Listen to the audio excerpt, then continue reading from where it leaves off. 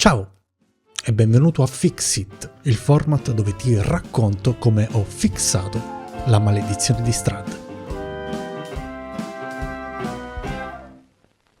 Dare un ordine ai luoghi che gli avventurieri incontreranno non è una cosa brutta, anzi è il modo migliore per cercare di costruire narrativamente una storia potente, perché di luogo in luogo, qualsiasi posto in cui deciderai di immettere gli avventurieri sarà un luogo pensato, sarà un luogo costruito a livello narrativo, e questo non è mai un male, perché costruisci la storia passo dopo passo e le informazioni che gli avventurieri riceveranno saranno informazioni pensate, costruite ad hoc, proprio per l'evoluzione narrativa.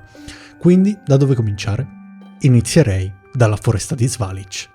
La foresta di Svalich è senza dubbio il luogo più pregno della malvagità di Barovia. Non è il castello di Ravenloft, non è il tempio d'Ambra, è la foresta, perché all'interno della foresta c'è tutto quello che è il male di Barovia, dalla nebbia agli zombie, gli zombie di Strahd, i lupi feroci, i lupi mannari, gli sciami di topi, di pipistrelli, tutto quello che volete, anche i berserker.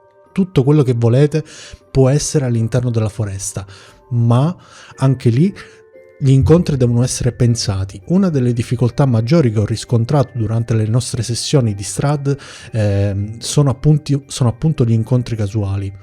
Ti suggerisco di pensarli prima, di organizzarli prima e di centellinarli. Capite da soli che si risparmia tantissimo tempo che potete utilizzare per divertirvi e per giocare, anziché incastrarvi sulle meccaniche. Detto questo, perché iniziare dalla foresta e non da qualsiasi altro luogo? Beh, è presto detto, tramite la foresta voi potete indirizzare gli avventurieri esattamente dove volete. Essendo Barovia un luogo senza sole, è un luogo ostico, è un luogo nuovo per gli avventurieri, anche il miglior ranger del mondo sarà impossibilitato, avrà difficoltà ad orientarsi in questo luogo qui, soprattutto per via della nebbia, e quindi qualsiasi strada decideranno di intraprendere potrà essere reindirizzata verso il primo vero luogo della campagna, il villaggio di Barovia. Ma facciamo un passo indietro e rimaniamo sulla foresta di Svalich. Qual è l'obiettivo dell'inserire gli avventurieri all'interno della foresta di Svalich? Gli obiettivi sono essenzialmente due. Il primo è quello di indirizzare gli avventurieri impossibilitati ad orientarsi verso il villaggio di Barovia, che sarà effettivamente il primo luogo che incontreranno all'interno di questa campagna lunga. Il secondo obiettivo invece è quello di fargli capire fin da subito che a Barovia non si scherza. I mostri saranno molto pericolosi, spesso dovranno fuggire e magari non è neanche detto che qualcuno sopravviva. Il fatto che i giocatori potrebbero morire fin da subito, fin dalla prima sessione, non deve essere una presa di potere del master, deve essere semplicemente un modo per far capire loro che questa campagna è molto pericolosa e che spesso i combattimenti non devono essere fatti e bisogna scappare dagli stessi. Metti dei mostri all'interno della foresta che siano pensati, un gruppo di zombie che si trova nelle zone limitrofe del villaggio di Barovia si trova lì per un motivo. Potrebbero trovarsi davanti a sciami di topi, sciami di pipistrelli, potrebbero incontrare già da subito i corvi, di cui adesso non parlerò, ma chi ha letto il manuale sa che possono essere molto importanti all'interno della campagna. Fatto sta che la foresta di Svalich può rivelare tantissime informazioni fin da subito, quindi sfruttatela e sfruttatela narrativamente molto bene, raccontate la nebbia, cercate di far capire ai giocatori quanto può essere soffocante questa nebbia, quanto può essere importante e come li segua come un'ombra nella vita per sempre, da quando loro sono arrivati fino a quando loro se ne andranno. Abbiamo nebbia pure al campo. C'è nebbia ovunque, la nebbia vi stringe al collo, è soffocante, talmente densa, e mi tirate tutti un tiro di costituzione. Una volta che gli avventurieri hanno capito quanto è pericolosa la foresta di Svalich, vorranno sicuramente andarsene e non vorranno mai più tornarci, ed è proprio questo il senso di giocare subito all'interno della foresta, cercare di far capire loro quanto questa foresta può essere pericolosa. Vedete 4 zombie in armatura. Mamma mia, foresta di merda. Hai proprio ragione, Feredir. Dalla foresta di Svalic ci spostiamo lentamente verso il villaggio di Barovia, ma molto lentamente, perché uno degli incontri casuali che ti suggerisco di fare e di imbastire e preparare prima è un incontro con i lupi feroci. Questi lupi feroci non sono lì per caso, hanno appena ucciso una persona molto importante e subito dopo lo scontro contro i lupi si troveranno davanti il corpo martoriato del povero Dalvan. Chi è Dalvan? Dalvan Oleski, secondo il manuale, stava cercando di fuggire da Barovia con in mano la lettera del suo padrone. Il suo padrone è Kolian Indirovic, il borgomastro del villaggio di Barovia, ed è stato intercettato dai lupi feroci di Strahd, che però non hanno completamente finito il lavoro, quindi non si sono cibati completamente del corpo, perché sono tornati immediatamente da Strahd dopo aver ucciso il povero Dalvan. Cosa succede? Che gli avventurieri troveranno il corpo con in mano la pergamena del borgomastro con il sigillo della B, che sta appunto per borgomastro, e ne leggeranno il contenuto e capiranno qual è l'incipit di questa campagna. Dopo aver incontrato il corpo del povero Dalvan, dovranno arrivare ai cancelli di Barovia. Qui ti invito a soffermarti sulla descrizione, sulla narrazione, per dare il tempo anche ai giocatori di ruolare tra di loro, di pianificare le prossime mosse, di descrivere attentamente anche il fatto che i cancelli siano già aperti, forse proprio perché il povero Dalvan ha tentato di fuggire senza riuscirci. Probabilmente potrebbero anche incontrare già da subito Strahd von Zarovich. A te la scelta. Del resto il manuale stesso dice che Strahd non è uno di quei villain, di quei cattivi che si nasconde all'interno di questa campagna. Lui preferisce interagire e giocare come un gatto col topo all'interno di questa campagna. Quindi fallo fin da subito. Cerca però di dare un senso a quello che fai e di specificare quanto sia importante questa figura, che loro probabilmente non conoscono, quindi se lo trovano davanti, fargli fare immediatamente dei tiri salvezza su saggezza per infliggere un senso di paura, di timore e di paralizzare completamente i giocatori, perché comunque molto probabilmente inizieranno a livello 1, non saranno in grado neanche di pensare di poter combattere contro Strahd. Dargli l'impossibilità di farlo sarebbe eliminare qualsiasi desiderio di voler puntare la spada contro di lui. Superati i cancelli, si troveranno finalmente davanti il villaggio di Barovia, e qui sarà per loro come trarre un sospiro di sollievo. Finalmente ci saranno delle case, delle persone con cui parlare, un luogo che comunque però, sebbene sia tetro, potrebbe essere una sorta di rifugio dove poter curare le proprie ferite inferte all'interno della foresta di Svalic. Anche qui il manuale suggerisce di creare degli incontri casuali. Io ti suggerisco di prepararli con attenzione prima. Potrebbero non esserci, non escludere la possibilità di eliminare gli incontri casuali, perché gli incontri potrebbero rubare tanto tempo alla narrazione. Una delle cose più belle della Maledizione di Strahd è il fatto che sia una storia pregna di informazioni, e cercare di riempirla sempre e comunque con dei combattimenti potrebbe alla lunga estenuare, annoiare, soprattutto dopo aver fatto la foresta di Svalic. Quindi io li eviterei, ma se proprio vuoi mettere degli incontri casuali, allora fallo all'interno delle case, delle abitazioni. Queste case potrebbero essere occupate da degli zombie, da delle persone che sono morte all'interno delle loro stesse abitazioni, o che magari sono state rinchiuse all'interno delle abitazioni per evitare di infettare altre persone o di uccidere altre persone, ed è possibile che questi zombie siano gli stessi abitanti del villaggio di Barovia, che sono risorti, rinati come zombie appunto dopo essere morti. Allora, il villaggio di Barovia viene descritto con 7 punti fondamentali, denominati con la lettera E, quindi abbiamo E1, E2, E3, E4, E5, E6 e 7. Abbiamo E1 il mercantile di Bildrat, E2 la taverna Sangue della Vigna, E3 casa di Merillamatta, E4 la villa del borgomastro, E5 la chiesa con tutti i vari sottopunti della chiesa, E6 il cimitero ed E7 la casa infestata. Parleremo dopo della casa infestata, e poi ci sono gli eventi speciali, la marcia dei morti e i pasticcini dei sogni. I pasticcini dei sogni sono un punto molto importante che io ti suggerisco di costruire fin da subito, immediatamente, perché meno informazioni hanno riguardo i pasticcini dei sogni, più è probabile che si abbia una svolta all'interno della costruzione del gruppo. E vado a spiegarti i motivi. La prima persona che i miei avventurieri hanno incontrato una volta entrati al villaggio di Barovia, oltre un breve incontro casuale, è stata Morganta. Morganta, ovviamente per chi ha letto il manuale sa qual è l'importanza di questo personaggio, sta trasportando un carretto con i pasticcini dei sogni. Cosa sono? Sono semplicemente dei pasticcini creati da lei e dalle sue sorelle con all'interno della carne molto speciale e particolare che crea assuefazione. Non sono pasticcini magici, quindi anche con delle prove di arcano potrebbero non trovare nulla e questo potrebbe rassicurarli sul fatto che possono acquistare finalmente qualcosa da mangiare che non siano delle cose, delle carne secca, qualcos'altro che si sono portati dietro. Lambo, vorrei fare una prova di arcana. Ok. Questo dolcetto. Ok. È tipo Non c'è nessuna traccia di magia in quei dolcetti. Mm-hmm. Se Atros potessi prende il intanto- dolcetto e se lo mangia.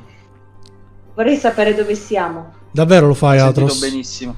Sì. Farli incontrare subito Morganta è importante perché meno informazioni hanno su di lei e sui pasticcini dei sogni, meglio è. Il fatto che qualcuno li mangi subito può generare dei contesti narrativi molto carini, molto belli da vivere, e il fatto di dover uscire da quella assuefazione può generare altrettanti spunti narrativi veramente molto fighi se siete bravi a gestirli. Ti suggerisco comunque di far passare almeno la prima notte prima di creare il gioco dell'assuefazione generata dal pasticcino dei sogni, perché così i giocatori avranno la quiete prima della tempesta e magari col tempo dimenticheranno di aver mangiato quel pasticcino, potrebbero anche non ricondurre immediatamente a qual è la causa. Giocaci con attenzione e con moderazione con questa cosa dei pasticcini, perché può essere veramente molto bella, molto figa, e costruiscila bene. Subito dopo Morganta ti suggerisco di far arrivare gli avventurieri al mercantile di Bildrat. Il mercantile è un luogo molto importante perché all'interno Bildrat potrebbe vendergli qualsiasi cosa tu abbia voglia di vendere agli avventurieri, comprese delle mappe. È fondamentale secondo me che gli avventurieri abbiano delle mappe, perché questa è una campagna lunga, e far capire subito ai giocatori l'imponenza di questo luogo può essere importante per far capire l'imponenza della campagna stessa.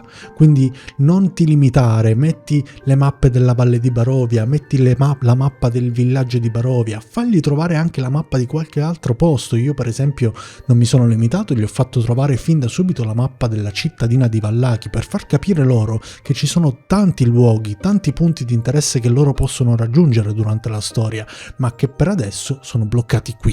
È importante raggiungere il mercantile di Bildrat prima di ogni altra cosa, proprio perché Bildrat, oltre ad avere degli oggetti da vendere, potrebbe avere delle informazioni da vendere, potrebbe spiegare loro alcune cose del villaggio, e Bildrat ti suggerisco di dargli molte più informazioni rispetto agli altri riguardo alla casa maledetta, all'interno della quale vive la famiglia Darst. Io per esempio ho fatto in modo che Bildrat sapesse tutto lo scibile della casa maledetta, in modo tale che loro possano fin da subito accaparrare delle informazioni al riguardo.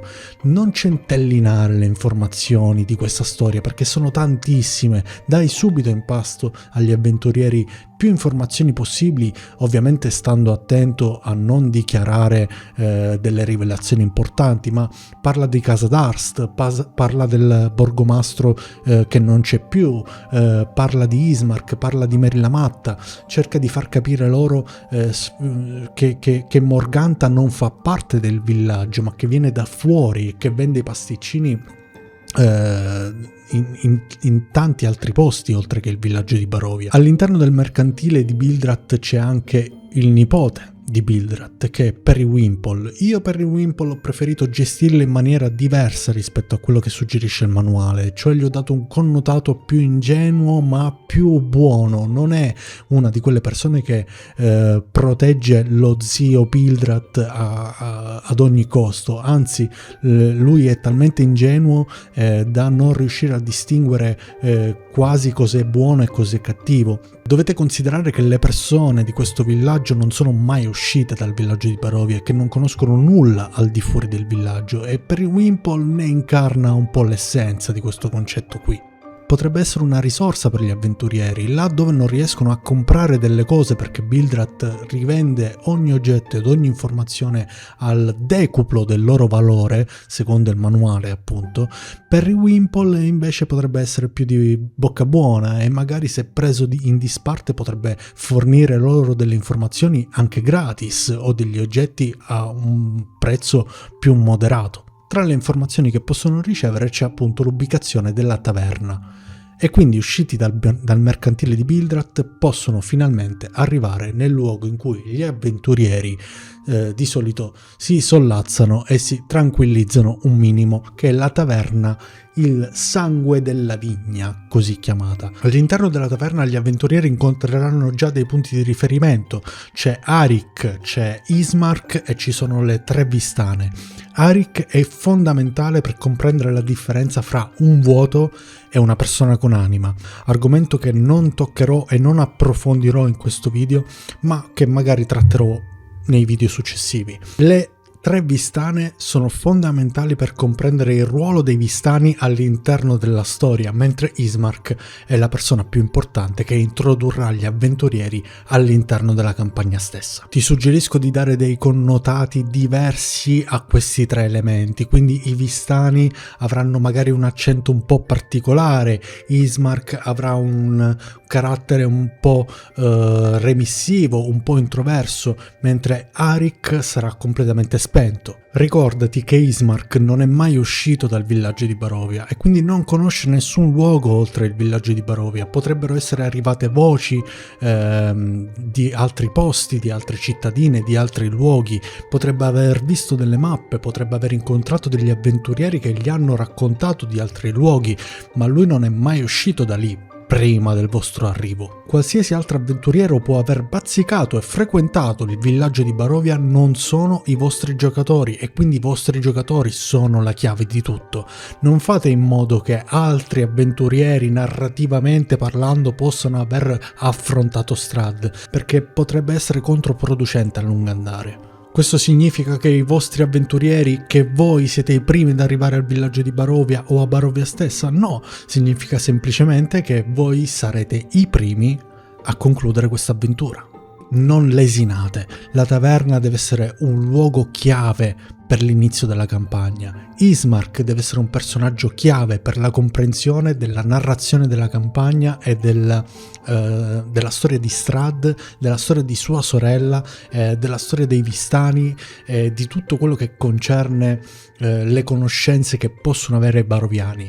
Se non hanno incontrato altri baroviani prima, Ismark avrà tutte le informazioni del caso e rivelatele senza lesinare, senza trattenervi. Più informazioni i giocatori avranno, più saranno invogliati a continuare.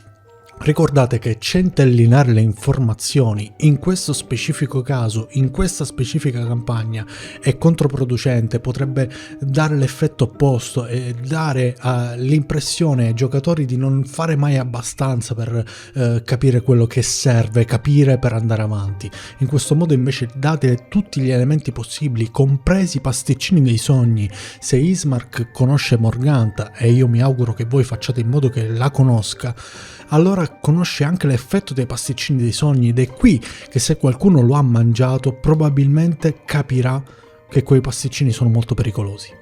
All'interno della taverna ti suggerisco di far passare la prima notte e di far ruolare gli avventurieri. Date spazio ai giocatori per cercare di conoscersi meglio, se non lo hanno ancora fatto, per cercare di parlare tra di loro e di creare un legame tra di loro. E all'interno della notte stessa fai capitare degli eventi, la marcia dei morti per esempio. Il video per adesso termina qui, vista la mole di informazioni da qui in avanti. Fammi sapere se vuoi che continui parlando della Marcia dei Morti, di Ismark, approfondendo i Vistani, di la Chiesa, Padre Donavich, tutto ciò che concerne la storia da qui in poi. Spero che il video fino a qui ti sia stato utile, lascia un like e un commento qui sotto e noi ci vediamo al prossimo video. Ciao belli!